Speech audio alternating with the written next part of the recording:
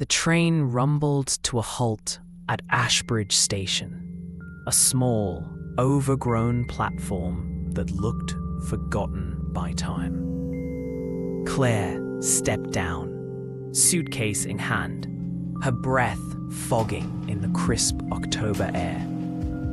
The hills surrounding the village were a tapestry of amber and crimson, and the distant silhouette of Ashbridge Hall loomed like a ghost on the horizon. It had been 16 years since she'd left. The letter had arrived 2 weeks ago.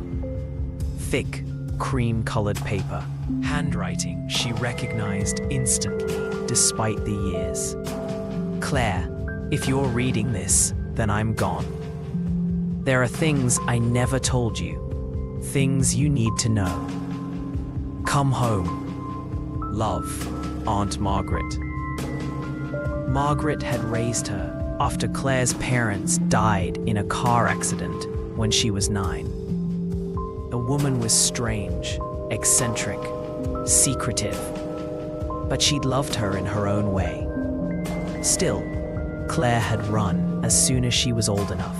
Its tall stone arches were cloaked in ivy, windows like hollow eyes watching her approach. The wind moaned through the trees as she pushed open the iron gate and made her way up the gravel path.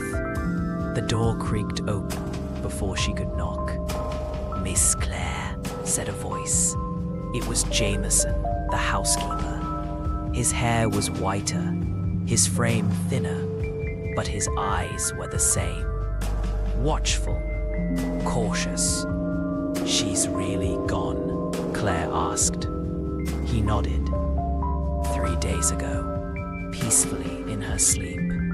"But she left instructions for you. Said you'd be staying until it was all sorted." Claire felt the weight of the house settle around her as she stepped inside. Dust danced in the shafts of light that filtered through stained glass. Everything smelled of lavender and old paper. Jameson led her to the study. A fire crackled in the hearth, and on the desk lay a thick leather-bound journal, Margaret's. "She said you'd find your answers here." Claire hesitated, then opened the journal. October 5th, 2009. Claire doesn't remember, but how could she? She was only 9.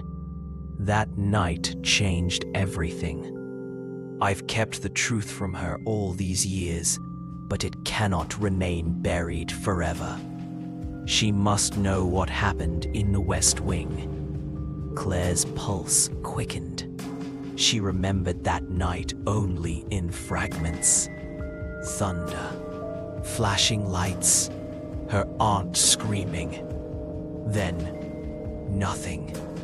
Her hands trembled as she turned the page. October 6th, 2009. "The child is not safe here. Not while the door remains sealed. But I cannot destroy it. I tried once. The wood burned, but the markings remained untouched. Ashbridge has always been different. The villagers know. That's why they don't come near." Claire's heart pounded. The West Wing had always been off limits. But that night, she found herself drawn to the West Wing. The lock was old, rusted. To her surprise, the key was already in it. The door creaked open. Dust choked the air. Furniture covered in sheets, old portraits hanging crookedly. At the end of the corridor was another door, one she'd never seen before.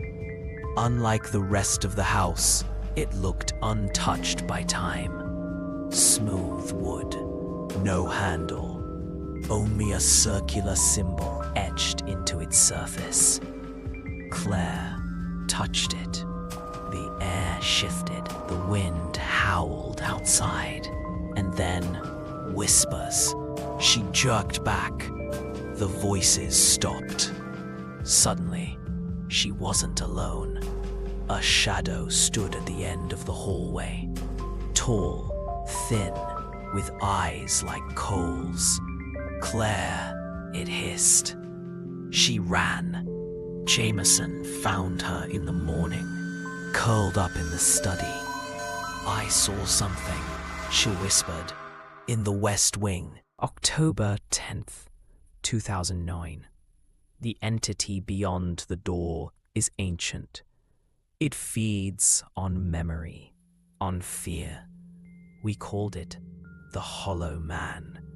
Once, generations ago, the Ashbridges tried to bind it, to use its power. They succeeded briefly. Then it turned on them. I've spent my life keeping it sealed, but the seal weakens. When Claire came, it stirred again. She has the blood. The Hollow Man knows. Claire's thoughts raced. Blood, memory, fear. She remembered now. That night, her parents in the hallway, chanting, the door glowing, her mother screaming, "Run!" Her father being pulled into shadow. She had forgotten. The thing had taken her memory. It was awake now. Schematics, symbols, rituals, and a map of the house. One with a hidden room marked beneath the West Wing. "There's a way to end it," she said. Jameson shook his head. "Many have tried. I'm not like them. I remember now. I know its name." The trap was set at dusk. She stood in the West Wing, surrounded by candles, chalk symbols circling her. In her hand, a vial. Blood. Her blood. The Hollow Man wanted her. Let it come. The door trembled. The symbol burned. The walls groaned. Then, darkness. It slithered through the crack beneath the door. Smoke. Shadow. A shape with no face. Claire. She held firm. "You took everything from me," pulling at her mind, her memories.